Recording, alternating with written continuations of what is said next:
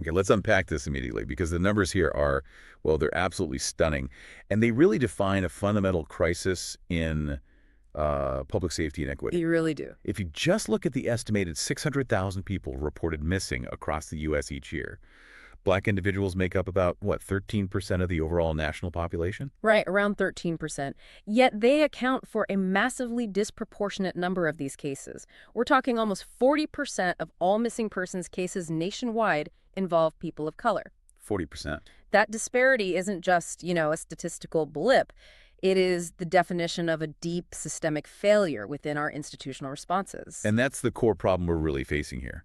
As organizations like the Black and Missing Foundation, BAMFI, they're often called, have documented for years, despite this overwhelming statistical reality, these cases, well, they rarely get the same media attention. Or the same public urgency. Exactly. Or, crucially, the same level of law enforcement resources as cases involving missing white individuals. There is a demonstrable bias in who gets immediate help. It's a tragedy compounded by invisibility, really. And that lack of urgency has direct, often fatal consequences. That's right. The lack of attention is absolutely part of the problem. But, we are seeing one major state attempt to address this head on, with some groundbreaking legislation, actually. California's move? Yes. So our mission in this deep dive is to focus on California's bold and, frankly, arguably necessary response. The nation's first Ebony Alert system. It came in via Senate Bill 673. A big step. A huge step. And we need to know, is this a genuine solution? Or does it maybe just mask deeper underlying issues? Yeah. We're going to dissect the alert's specific mechanisms, how it tries to fix those structural biases built into previous systems. Like the Amber Alert limitations? Precisely. And critically, the early, sometimes challenging realities of its implementation since it took effect earlier this year. So to really grasp why something like the Ebony Alert felt necessary, we have to start by setting the stage with the statistics, because the scale here is just, it's staggering. It absolutely is. We aren't talking about marginal differences here. This is a crisis of magnitude. If you look at the data from the National Crime Information Center, the NCIC, just for 2022 alone, Okay. they reported that over 140,000 Black children, so that's age 17 and younger, went missing for at least some period of time. Over 140,000. And when you drill down into those demographics, the vulnerability of young Black women really stands out, doesn't it? It does. That 140,000 figure included more than 77,000 girls. Wow. Correct. The sheer scale is, it's difficult to absorb sometimes when you compare these numbers to the national population demographics, where, as you said, Black or African-American people make up roughly 12.4% to maybe 13.6% of the U.S. population. Right. The gap is just glaring. They accounted for approximately 39% of all missing children cases reported to the NCIC in 2022. 39%. This enormous gap is exactly why advocates like Natalie Wilson, the co-founder of BAMFI, have called this situation long overdue for some kind of legislative action. But the root failure isn't just that the numbers are so disproportionate. It's really about what happens after the person is reported missing. What's the prevailing procedural issue that advocates consistently point to? It's the immediate classification. Particularly of missing minority children. They're often classified as runaways. Right. And this is the key procedural trap. When a child is reported missing, law enforcement has, immediate leverage and resources if it's treated as an endangered missing person report. But if they classify the child as a runaway, the case gets pushed down the priority list. Automatically, it gets deprioritized. And that classification, it's not just semantics, is it? It really functions as a kind of procedural loophole that can cripple the investigation right from the start. Can you walk us through that bureaucratic difference? Absolutely. It's critical when a missing person, especially a minor, is labeled as, say, a victim of suspected abduction or they're in imminent danger. The case triggers an immediate maximum level response. Detectives get assigned instantly. Search warrants can be sought quickly. Officers might be dedicated full-time to the search. It's all hands on deck. But if they're labeled a runaway, then the official perception shifts. It's seen as a voluntary disappearance. Law enforcement can legally delay filing the formal report, sometimes for days. Days. Yes, days. And they often treat it as a lower-level welfare check or maybe a minor delinquency issue. This means fewer dedicated resources, no immediate push for search warrants, and significantly delayed investigation time. Critical time lost. Senator Stephen Bradford, who authored the Ebony Alert bill, put it really powerfully. He said that when someone is incorrectly listed as a runaway, they basically vanish a second time. That's a very accurate way to put it. They vanish from the police detective's workload, and they vanish from the headlines. And that delay is fundamentally tied into a broader cultural bias, isn't it? The phenomenon often called missing white woman syndrome. This is that well-documented effect where media coverage, and as a result, public and law enforcement attention just overwhelmingly focuses on missing white women and girls. Often those who fit a certain narrow profile perceived as young, attractive, maybe middle class. That phenomenon, it really reveals an implicit societal hierarchy, doesn't it? A hierarchy of perceived victimhood. It absolutely does. It dictates whose lives are deemed worthy of that immediate mass public mobilization. Sikivo Hutchinson from the Women's Leadership Project highlighted this heartbreaking contrast. When Black children go missing, they are often perceived through this lens of implicit bias, viewed as maybe being vagrant or criminal or perhaps sexualized runaways. And that narrative obscures the real dangers. Completely. It obscures the potential for sex trafficking, for abuse, or for abduction. And critically, it prevents the case from getting that immediate, widespread exposure that you need to generate tips and ultimately save lives. So if the default systems are, let's say, racially biased or structurally flawed, let's look at the cornerstone alert system we already had, the Amber Alert. How restrictive are its criteria, really? And why do they often exclude the very cases involving Black youth that need the most help? Well, the Amber Alert America's Missing broadcast emergency response. It was set up after Amber Haugerman's case back in 1996, and it's designed to be highly restrictive. The idea is to make sure the alerts are reserved for the most urgent, confirmed abductions. Okay, so what are the typical hurdles? Generally, 4 main criteria have to be met. First, the child usually has to be 17 years old or younger. Second, there must be reasonable evidence of abduction. That's a key word. Abduction, not just missing. Correct. Third, the child must be in imminent danger of serious bodily injury or death. Another high bar. And finally, there needs to be enough descriptive information about the abductor, the child, maybe a vehicle, to make the alert actionable for the public. Okay, so that mandatory focus on confirmed abduction and imminent danger, that seems like the real choke point. It absolutely is. Because if law enforcement has already decided, maybe prematurely, that the child is a runaway, a voluntary disappearance, then they can't legally fulfill that abduction requirement, even if the child is, in fact, in terrible danger. Exactly right. They don't qualify for the Amber Alert, and so they don't get that massive, instantaneous public mobilization the system is designed for. And, this isn't just a hypothetical failure. We see the tragic consequences playing out in real life. Like the case of Jolie Musa. She was 16, from Virginia, back in 2018. A critical, just devastating example. Jolie was categorized by her local police as a runaway. That single classification prevented the activation of the Amber Alert system. And delayed the investigation. It resulted in a delay of the investigation by 3 crucial days. The exact window, advocates always stress, that is most vital in these cases. And the outcome. Tragically, Jolie was found deceased 14 days after she had gone missing.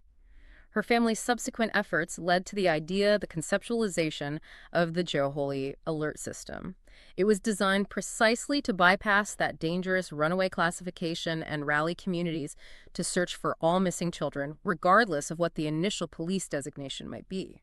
It's just a profound reminder that procedural bias, that label, can translate directly into a death sentence. To your point earlier, those first 24 to 48 hours are absolutely essential in these investigations. Yeah. And misclassification just burns that critical time away. Which is why other, maybe less restrictive alert systems have been proposed or even enacted in other states to try and close this gap. You see Florida's Riley Alert, for example. Ah, yes, Riley Wilson's case. Exactly, created following her disappearance.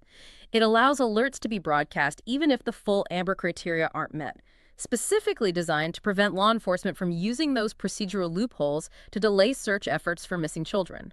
The need for a system focused on vulnerability rather than just confirmed criminality had been clearly established long before California acted. And in California, this is precisely the context, the history, leading to the necessity, and finally, the implementation of the Ebony Alert. So let's really focus now on California's specific legislative response. The Ebony Alert system, it originates from Senate Bill 673, authored by State Senator Stephen Bradford, who represents Gardena. That's right. And it's worth noting the bill passed the legislature with 0 votes in opposition. 0 no votes. In California politics, that says something. It really does. It speaks volumes about the recognized necessity of addressing this issue. Governor Gavin Newsom signed the bill in October 2023, and it officially took effect on January 1st, 2024. Making California the first state in the nation with this kind of specialized alert. The very first.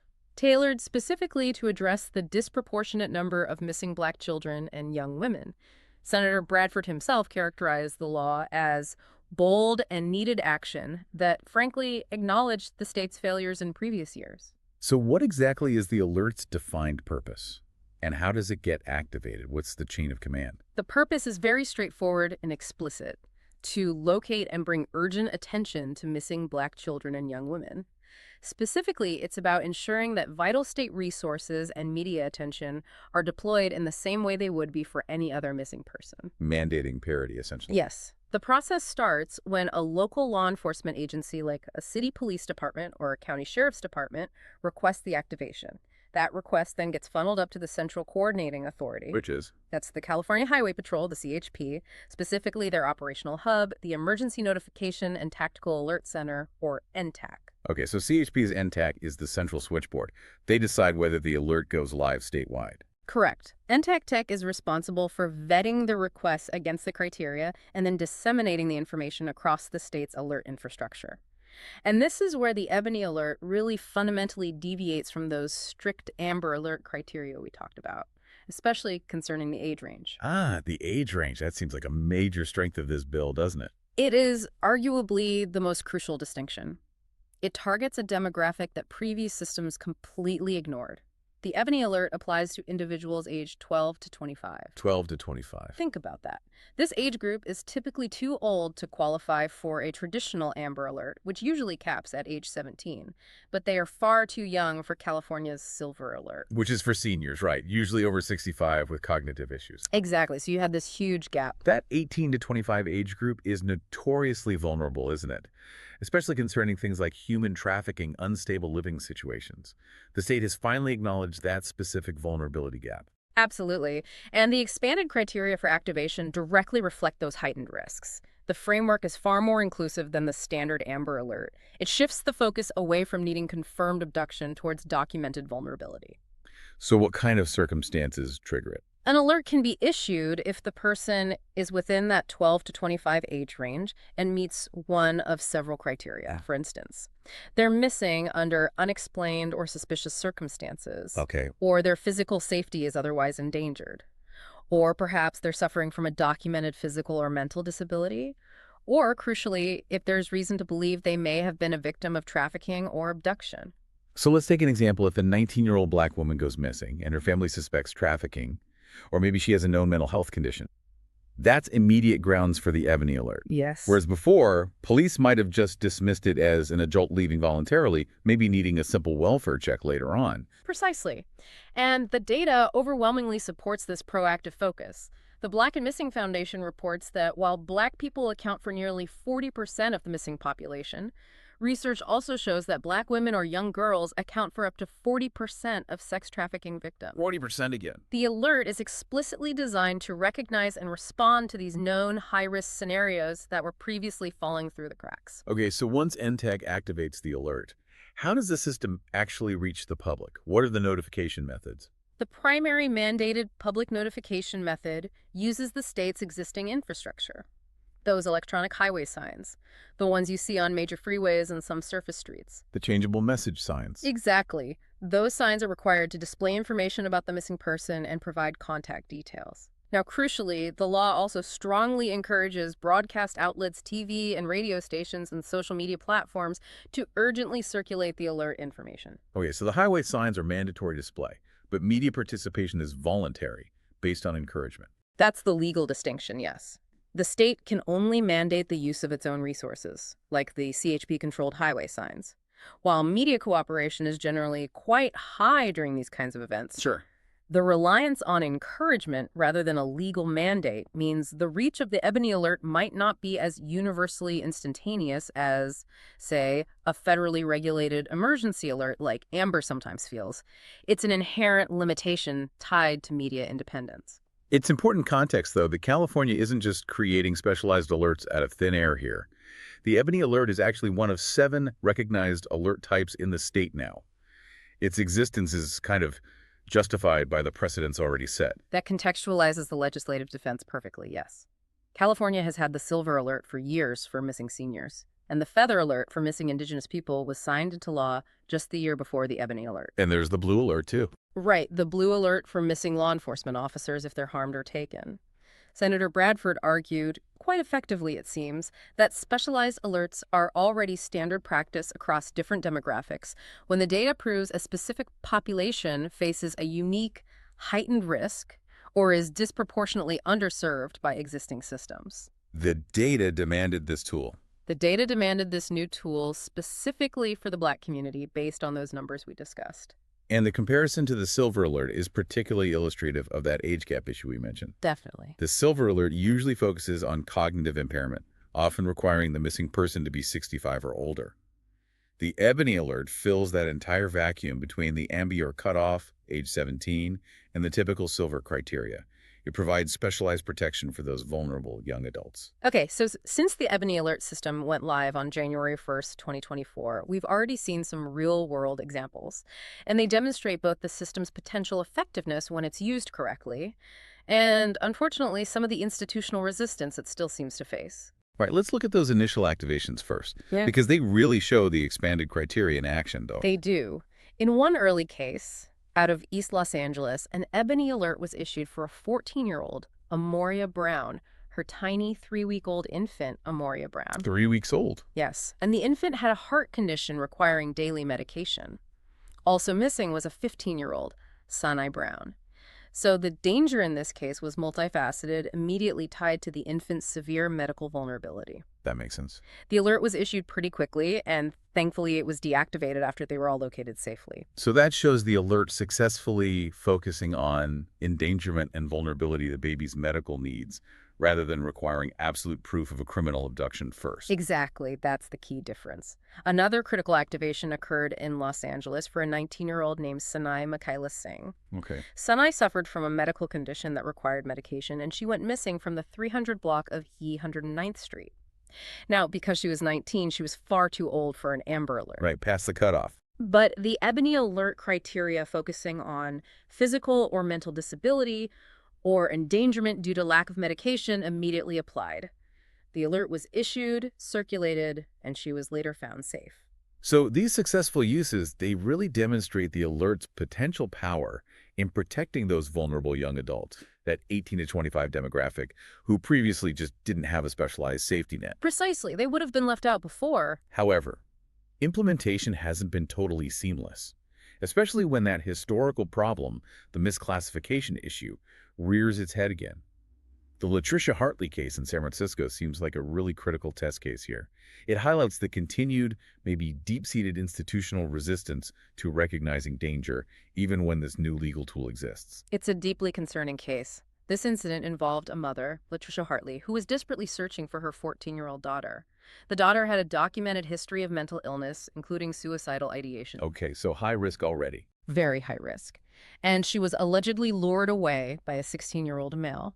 The mother immediately demanded an Amber Alert. When that was denied, she then specifically requested the newly enacted Ebony Alert. Given the girl's history, her age, the suicidal ideation, why would the Amber Alert get denied? Because the local police department in this case, the San Francisco Police Department, immediately labeled the 14-year-old girl as a runaway. It is that label again. There it is. And that classification, as we discussed, instantly blocked the Amber Alert activation. It prevented immediate high-level police action and resource deployment, basically using that procedural loophole. So the mother, knowing the stakes were incredibly high, pivoted to the Ebony Alert, which, based on the criteria you laid out, mental disability, endangered status under suspicious circumstances, should have absolutely been warranted. Yeah. What happened then? It was also denied by the SFPD. Also denied. Yes. When the mother pressed them on the new statewide system, authorities reportedly told her that issuing the alert was not our jurisdiction. Not our jurisdiction, but you just said it's a statewide system coordinated by the CHP. Exactly. That assertion completely ignored the fact that the Ebony Alert is a statewide mandate, coordinated centrally by the CHP, designed precisely to bypass these kinds of localized procedural failures or reluctance. That denial, claiming it was outside their jurisdiction, that feels like a profound display of negligence, doesn't it? Or maybe just an active unwillingness to use the tool the state legislature provided. It certainly suggests a breakdown in understanding or implementing the new law. Faced with this institutional failure, the mother, Latricia Hartley, was forced to launch her own exhaustive community search effort, relying on friends, family, social media. Doing the work the system should have done. Essentially, yes, and tragically, the police eventually did find the daughter, but not out safely somewhere. They found her hiding under a bed in the 16-year-old boy's home. Under a bed. Which retroactively validated every single one of the mother's fears that her daughter was in immediate danger.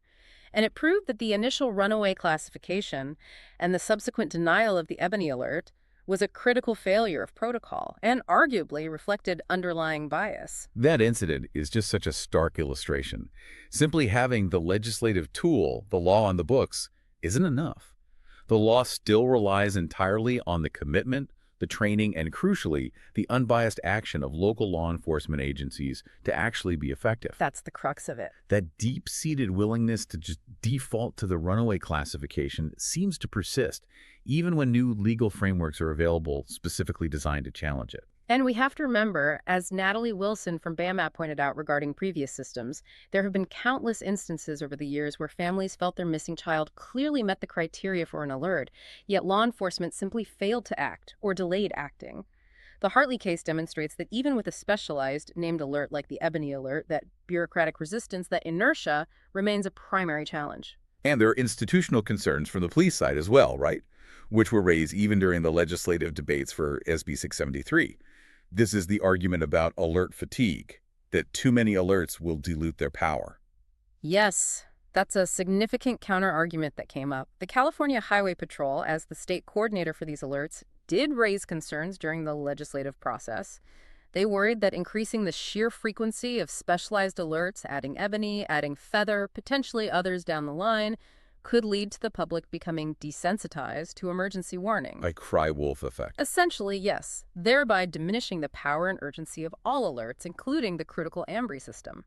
But isn't the risk of desensitization maybe an unavoidable trade-off if the goal is equitable attention? Are we implicitly accepting that achieving equity will necessarily dilute the impact of an emergency warning system? It feels like a difficult balance. It's a really painful ethical paradox right at the heart of this legislation. The CHP tries to mitigate this, apparently, by pioneering more regional activations for some alerts, ensuring people are only notified about alerts that directly impact their specific geographic area, hoping to maintain that sense of local urgency. Okay, targeting the alerts more narrowly. Right. But advocates strongly stress that the risk of desensitization, however real it might be, cannot be used as an excuse to continue ignoring a major demographic crisis in missing persons cases. Dr. Terrian Williamson, a professor of Black Studies, emphasized this point. She said the Ebony Alert is merely a first step and not a final goal. A crucial perspective. She notes that the disparity itself is a first-order problem, deeply related to how Black people are historically and currently situated within the nation, thinking about things like economic stability, housing security, and the often fraught relationship with law enforcement. Senator Bradford himself acknowledged the potential for bias and alert fatigue. He said, quite pointedly, that it's a shame a separate alert is even necessary. But he insisted, "We have been ignored when we disappear." A powerful statement. The entire system, fundamentally, is an attempt to mandate equality through legislation, hoping that by giving these specific cases a specialized status, they simply cannot be deprioritized or sidelined by agencies that might have been accustomed to doing so in the past. So the law functions as a kind of legislative corrective measure. It's attempting to force institutional behavior change, specifically in the face of what appears to be deep-seated, often implicit bias. Precisely. You could call it a necessary disruption of a status quo that, for too long, has implicitly prioritized who receives urgent attention and critical resources during a crisis. So, To sort of synthesize what we've been discussing here, the Ebony Alert, Senate Bill 673, it stands as the first law of its kind in the U.S., specifically created to mandate equal attention and resources for missing Black individuals. Right. It directly targets that pervasive implicit bias we talked about, the bias that historically leads to misclassification labeling vulnerable victims as voluntary runaways. And it aims to ensure that media and law enforcement cooperate to achieve that urgent circulation of critical information. The rallying cry from advocates is clear, and it remains vital. Help us find us. And the system, on paper at least, successfully addresses two major structural issues at the same time. First, the restrictive nature of the Amber Alerts, which often fail to recognize vulnerability unless there's clear criminal confirmation. And second, the extremely high vulnerability of Black youth and young women, particularly in that 12 to 25 age range, to things like trafficking and suspicious disappearances. This is a demographic that was previously falling right through the cracks of every existing specialized alert system. That's the intention, absolutely. But as the Latricia Hartley case so painfully shows us, the alert system itself is ultimately only as good as the willingness and perhaps the training of local police departments to actually use it effectively and without bias. The human element is still key. It is. Furthermore, the Ebony Alert, likely by necessity of legislative compromise, has that age limit. It cuts off at age 25. The core issue remains that the disproportionate rate of missing Black women and children, many of whom are older than that 25-year-old cutoff, suggests that alert systems alone, no matter how well-intentioned, cannot fully address the confluence of systemic harms that make Black communities inherently less safe in some ways. That's a crucial point. This system addresses the response after someone has already disappeared. But if the goal is truly equitable safety for all citizens, we really have to look beyond just the notification mechanism. We need to look at the systemic issues that create the vulnerability in the first place. Exactly. Yeah. If we look at what Dr. Williamson called the first-order problem, we have to consider what drives that disproportionate risk. This includes factors like economic vulnerability, which demonstrably increases exposure to dangers like human trafficking. It includes housing instability. It includes the historical and often current relationship of deep distrust between many Black communities and the police, which can lead to delayed reporting or reluctance to engage. So addressing the root causes. Addressing the root causes means demanding better, unbiased data collection on missing persons cases overall. It means investing far more in community resources that actually stabilize families and provide support networks. And it likely means ensuring greater, perhaps mandated, coordination between law enforcement and the nonprofits, the community groups, who are already doing so much of the groundwork in these searches. So it's really a question for you, the listener, to consider as you reflect on this deep dive. If these profound disparities are truly rooted in how certain groups are situated within the nation, thinking about basic economic security, housing, safety from violence, how do we move past creating specialized reactive alert systems, however necessary they are now, towards addressing the bias and the vulnerability at its source? How do we ensure every single missing person, regardless of their demographic background, automatically triggers the same level of urgent, equitable resource allocation right from the very beginning? That feels like it requires a change far deeper than just a new highway sign alert.